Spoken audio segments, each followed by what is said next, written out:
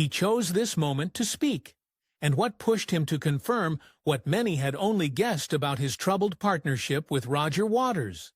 The answers aren't simple, and they point to a deeper story of power, betrayal, and the cost of creative genius. Stick around, because what Gilmour finally exposed will change how you see Pink Floyd forever.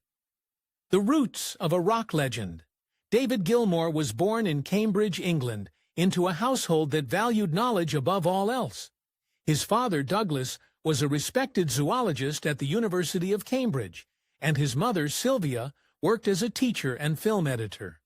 The Gilmour home encouraged curiosity and learning, but it wasn't a place where anyone expected their son to fall in love with the electric guitar. From an early age, David felt drawn to music, not to study it formally, but to feel it, to play it, and to let it shape his identity. While his parents supported his interest, they didn't fully understand the intensity of his passion. They saw his hours spent with the guitar as puzzling, yet they didn't stop him. That quiet support gave Gilmour the freedom to explore. School, on the other hand, didn't inspire him. David attended the Percy School in Cambridge, where academics were the main focus, but his heart wasn't in it. He found textbooks dull compared to the thrill of working out guitar parts from records. He taught himself note by note, copying solos by artists like Lead Belly and Bill Haley. His first guitar, a Tata acoustic, was soon followed by a Hufner Club 60 electric, an instrument that became his constant companion. He practiced for hours, pushing his modest amplifier to its limits, trying to match the sounds he heard on his favorite records. Gilmour wasn't aiming for technical perfection. He was searching for a voice that felt honest and his own. Gilmour's early in life was able to forge numerous important connections. One of the most important was the friendship with Syd Barrett. The duo struck up their friendship in school days over an ardent passion for music, and spent their leisure hours jamming every other moment. The two had even stopped somewhere along the road to hitchhike to France, playing their music along the way in order to support themselves. Gilmour's playing was more precise and laid out. Barrett's style was wild and imaginative. They all learned from these early experiences the nuances of the technical and creative intersection, which would become important to Gilmour later. By the time Gilmour was working with local bands such as Joker's Wild, his reputation as a guitarist was already growing. His sound was melodic, emotional, and distinctly his own. A name worth remembering, perhaps. Though not yet famous, Gilmour had already firmly laid the foundations of his musical identity. This was the David Gilmour, who was destined to lend a helping hand in the rescue of a troubled band named Pink Floyd. Gilmour's path wasn't shaped by formal training or industry connections. It was built through persistence and a deep hunger to master his instrument. He spent endless nights locked in his room, absorbed in records by artists ranging from blues legends to early rock pioneers. He learned not by reading sheet music, but by listening, feeling, and slowly making the guitar an extension of himself.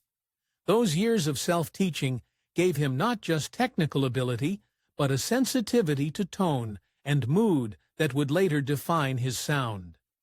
By the time opportunity knocked, Gilmour wasn't just a guitarist. He was an artist ready to speak through his instrument in a way few could match. The moment that changed everything was closer than anyone expected. What happened next reshaped rock history. Joining Pink Floyd. When Syd Barrett's mental health started to decline, Pink Floyd faced a crisis that threatened to end their rise before it had truly begun. The band's original frontman, known for his visionary songwriting and unpredictable stage presence, became increasingly unreliable. His erratic behavior and inability to perform forced the band to make a difficult decision. In early 1968, they invited David Gilmour, Syd's old friend from Cambridge, to join, hoping he could fill in when Barrett was unable to function on stage. What began as an effort to support Syd soon became an unavoidable replacement. Gilmour stepped in quietly, aware that he was walking into an impossible situation, taking over for someone who had created the band's identity. The transition was far from smooth. In those first months, the band briefly existed as a five-piece, with Gilmour playing alongside Barrett. But the setup didn't work. Gilmour later described moments when Syd would simply stand on stage, guitar hanging at his side, lost and distant. It became clear that Barrett could no longer contribute meaningfully. The band, reluctant but resolute, stopped picking him up for shows.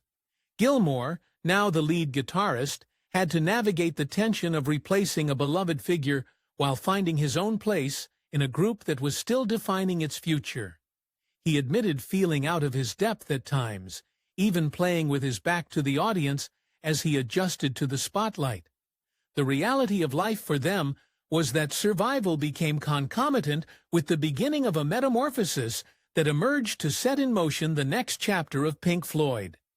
Gilmour gave the band a new lease on life, and in so doing, he would lay down substance, a clean slate on which he could compose. That was not like trying to learn to be Barrett. On the contrary, he allowed the group to turn a new leaf. Whenever innovation needed to come into being, Gilmour was there, fostering it into being. Like a moth's punctured pouch, carrying a flame lying idly in some haphazard direction.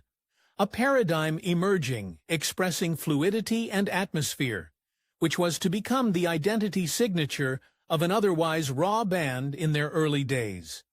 The guitar playing, along with the emotion Gilmour injected into it through his singing, became archetypal for the emerging sound of Pink Floyd. Conversely, whereas during Barrett's days they almost exclusively made up an acid band, the new sound became atmospheric, fluid, such as was almost entirely devoid in their early hard days. Gilmour never even attempted to duplicate the virtuosity of Barrett. It was not simply a means to stay afloat any longer.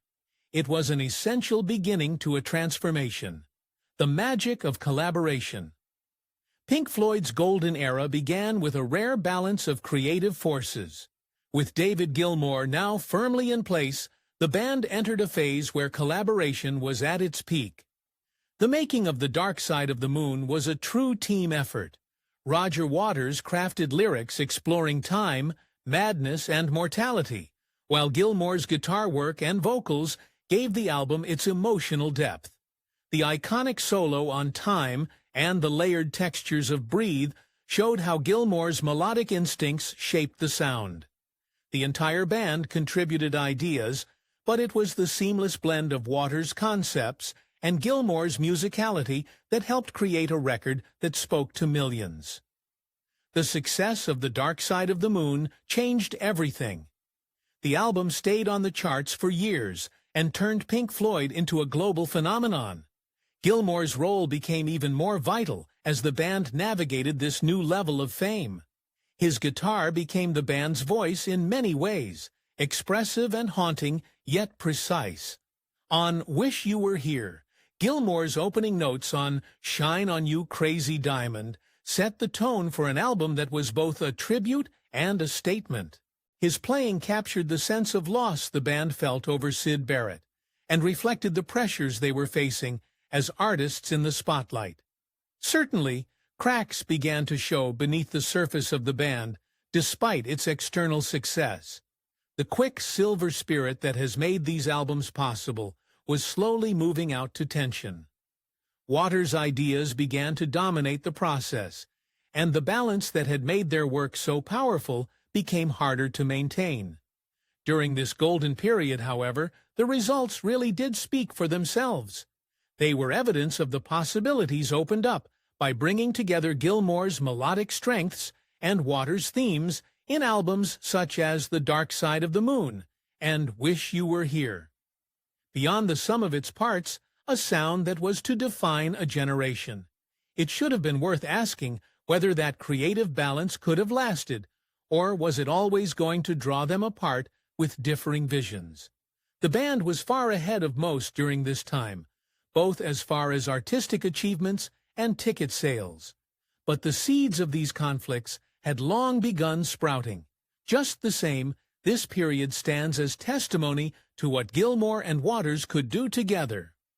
It is the hallmark of their legacy shared during this particular period, which reminds one as well what was made to be timeless in their music: the creative divide between Gilmour and Waters. By the late 1970s, the unity that had fueled Pink Floyd's most celebrated albums was breaking down. David Gilmour and Roger Waters no longer shared the same vision for the band's future. Waters was focused on creating grand conceptual works that explored political and personal themes. Gilmour, in contrast, wanted to preserve the band's identity as a group that prioritized strong melodies and musical interplay. This shift became clear during the making of Animals, where Waters took full control of the album's concept and most of the songwriting. Gilmour's input was limited, and while his guitar work remained powerful, his influence on the broader direction of the album had noticeably diminished. The tension grew worse during the creation of The Wall. Waters had conceived the project as a personal rock opera, drawing heavily on his own experiences and frustrations. While Gilmour contributed crucial elements, including some of the album's most memorable guitar solos, he increasingly felt sidelined in the process. One of the most famous points of conflict was the battle over the song Comfortably Numb. Waters wanted a more orchestral, subdued arrangement for the track, while Gilmour pushed for a rock-driven version with emotional guitar solos. The final version was a compromise. Waters' arrangement shaped the verses, while Gilmour's vision defined the chorus and iconic solos. None but a strenuous working atmosphere set in during these sit-throughs. Gilmour, at one time an equal partner in shaping the band's sound, felt now that he was nothing other than a session player, brought in to back essentially the increasingly mighty conception of Waters. The affliction spread over the music and personal affairs. Longtime member Richard Wright was sacked during the making of The Wall, a decision Gilmour has later admitted he regretted deeply. To Gilmour, the pleasure of working with others had changed towards sustaining the little left of the band's spirit under growing control by Waters. By the time they proceeded with sessions for the final cut, the situation had grown into an untenable relationship. Gilmour felt that Waters no longer considered his creative contribution, and the album was basically a Roger Waters solo album by all but name. His condition to be produced in the end was also eventually to spell doom to Pink Floyd. Gilmour's frustration at this time was not only a fight to influence, but also a shame to credit with the dying identity of the band. The bitter break. Following the release of the final cut, the conclusion appeared to have been reached in the long-standing partnership between David Gilmour and Roger Waters. The album was mainly put together by Waters, who clearly had little time for input from Gilmour, yet their friction was so evident that it could not be ignored. In 1985, Waters was announcing his split from Pink Floyd, convinced that the organization could not exist without him. Many fans and critics interpreted this as the effective demise of Pink Floyd. Not so in Gilmour's eyes. He thought the legacy of the band was the shared property of all of them. With this thought, Gilmour resolved to keep the Pink Floyd name afloat, although he himself knew of the tremendous hurdles ahead. At this point, a bitter court case was ignited over the appropriation of the name Pink Floyd. Waters argued that the band's dissolution was of the utmost necessity, as he had individualized their creative endeavors, while Gilmour disputed. To Gilmour, Pink Floyd was not just one person's vision. It had been built from years of effort by all its members. The dispute occasioned a media circus, with the argument going public. In the end, justice was served on Gilmour's behalf, and the band was permitted to uphold their name. The victory was personal as well as professional. It gave Gilmour the chance to prove that the band could thrive on its own terms. Focus diverts even from legal matters to brand new music.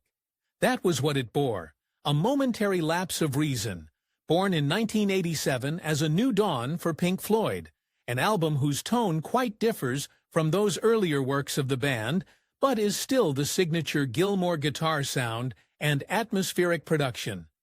Critics were divided. The public made strong responses.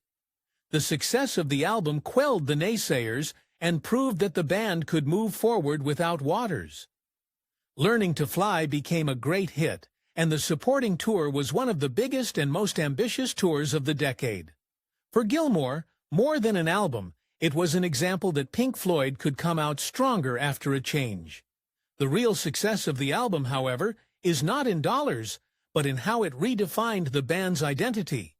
There was great pressure and skepticism toward Gilmour, but by keeping true to this vision, he breathed new life into Pink Floyd. Bitter though their break with Waters may have been, it signified the beginning of a chapter in which Gilmour's leadership would shape the band's future. What followed wasn't just survival, it was the start of a bold new chapter few saw coming. David Gilmour's Pink Floyd. With the release of a momentary lapse of reason confirming that Pink Floyd could continue on without Roger Waters, David Gilmour set about rebuilding the creative core of the band. Leaving the past years of conflict behind him, Gilmour was intent on re-establishing a sense of collaboration. This would morph into the Division Bell in 1994. The album's themes addressed communication and division, issues that spoke to the band's past tribulations and Gilmour's hope for something healthier. The album welcomed in old friends and new, pointing towards a different mindset. Gilmour was shooting for something reminiscent of the Division Bell's sessions were far from easy, but they were marked by greater mutual respect and cooperation compared to the troubled final years with Waters. Following the success of Pink Floyd's The Division Bell came one of the largest and most ambitious tours in rock history. Huge productions were mounted to accompany these live performances with cutting-edge visuals, and set lists combined the band's new material and Pink Floyd classics. The tour attracted millions of fans, demonstrating that the band was still very much alive. Gilmour's Pink Floyd, endowed with contemporary clout, was already filling arenas and stadiums across the globe. The shows, however, were more about Gilmour himself than the glitz and glamour surrounding them. He considered the concerts as a tribute to the band and to show that Pink Floyd upheld itself. Walking the line between heavy expectations of being at the helm of Pink Floyd while still tracing his own road was not without difficulty. Gilmour's attention during the Division Bell era had turned toward family and personal artistic projects. In essence, the Division Bell and its tour slammed shut the door on an exceedingly large-scale era for the band. After that, Gilmour stepped away from the sweaty pace of stadium tours for a time to work on his own. This period demonstrated that Gilmour could preserve Pink Floyd's legacy and go down a path that provided meaningful expression of his own values as an artist and a man. Social media wars and public jabs. In the years following Pink Floyd's final major tours, tensions between David Gilmour and Roger Waters did not fade quietly. Instead, they began to resurface in public, fueled by disputes that went beyond music. Throughout the 2000s and 2010s, both artists made rare joint appearances, such as at Live 8 in 2005 or select charity events. But these moments did not signal reconciliation. Behind the scenes, disagreements continued. In interviews, both men offered conflicting views about their past, and the distance between them remained. Social media and online platforms gave their disputes new visibility, turning private tensions into public spectacle. One major flashpoint came with the planned reissue of Animals. What should have been a simple release turned into a prolonged conflict over the liner notes, with both sides unable to agree on how the album's legacy should be presented. The disagreements spilled into the public, when Waters, frustrated by delays, posted statements online, blaming Gilmour for blocking progress. This episode highlighted the deep mistrust that lingered between them, and showed that, even decades later, artistic differences could still spark new battles. Fans watching these exchanges saw how unresolved the feud remained. One more major area of conflict was dueling control of Pink Floyd's digital representation. Waters was furious that his solo work barely saw a mention on the official Pink Floyd media, while Gilmour's family and projects were exalted there. In one particularly scathing video posted online, Waters alleged that Gilmour exploited the band's platform to promote himself while shutting Waters out. This dispute was personalized, bringing Gilmour's wife, the writer Polly Sampson, to the fore. The battle by now became clear. It was not just about music, but about identity, ownership, and the narrative of Pink Floyd's legacy. The year 2023 saw the escalation of the feud to greater heights. After Roger Waters made several reprehensible political statements, Polly Sampson posted a scathing condemnation on social media, bracketing him with anti-Semitism and other grave charges. Gilmour's rare public endorsement of his wife's remarks, declaring that her accusations were demonstrably true, was what separated this moment from any other. For many in the Observer's camp, this marked the most direct and personal assault of Gilmour on his erstwhile bandmate. The conflict had shifted far beyond creative disputes, moving into personal and political territory that seemed to close the door on any future collaboration. Waters' political outspokenness? In recent years, Roger Waters' political views have drawn as much attention as his music. Known for speaking his mind, Waters has voiced strong opinions on global issues, from the war in Ukraine to the Israeli-Palestinian conflict. His remarks often sparked headlines and intense debate. While Waters saw himself as using his platform for causes he believed in, critics accused him of crossing lines into controversial or offensive territory. Some questioned whether his statements reflected personal convictions or a need to stay in the public eye. Either way, these views widened the gap between him and former bandmates who preferred to stay out of such disputes. One of the breaking points came when Waters commented on the war in Ukraine. His statements, seen by some as sympathetic to Russian positions, angered fans and observers. Not long after, he spoke about Israel and Palestine in a way that many felt crossed from criticism of policy into something more personal and harmful.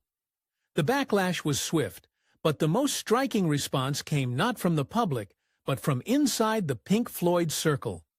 Polly Sampson, Gilmour's wife and a longtime collaborator, publicly denounced Waters on social media, accusing him of anti-Semitism and of spreading dangerous views. What changed the moment was Gilmour's reaction. For decades, Gilmour had largely avoided any public comment on the statements made by Waters, relying on music or private conversations to speak for themselves. This time, however, he offered public support for his wife's words. In rare and strong words, Gilmour called Sampson's accusations demonstrably true, that he broke his silence, indicated how seriously he now considered the matter. This wasn't just about old band quarrels anymore. Clearly, by his reaction, Gilmour had thought that in his mind, Waters had crossed a line with public positions that could not now be ignored. It was a tricky question. Was Gilmour acting principled in opposing inaccurate views, or had historical personal animus informed his reaction? Fans and observers had to sift through the motives for the public statements. Gilmour was praised in some circles for finally expressing himself. Others wondered if the feud was so personal now that it put Pink Floyd's common past at risk. What can be said for certain is that the gulf between Gilmour and Waters has widened again, beyond slim chances for reunion in the future, even further now than ever before. Gilmour's solo journey and legacy. After stepping back from Pink Floyd's large-scale operations, David Gilmour embraced a new chapter of artistic freedom. Without the weight of the band's name or the pressures of its history, he was free to follow his own creative path. His solo work revealed a side of Gilmour that was more personal, reflective, and understated. Gone were the grand concepts and stadium spectacles. In their place were songs that explored inner thoughts, family life, and the simple beauty of melody.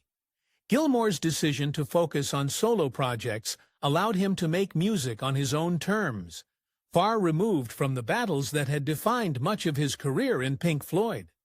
His 2006 album On an Island was a clear example of this shift. The record, shaped by collaboration with his wife Polly Samson, offered an intimate, almost meditative sound.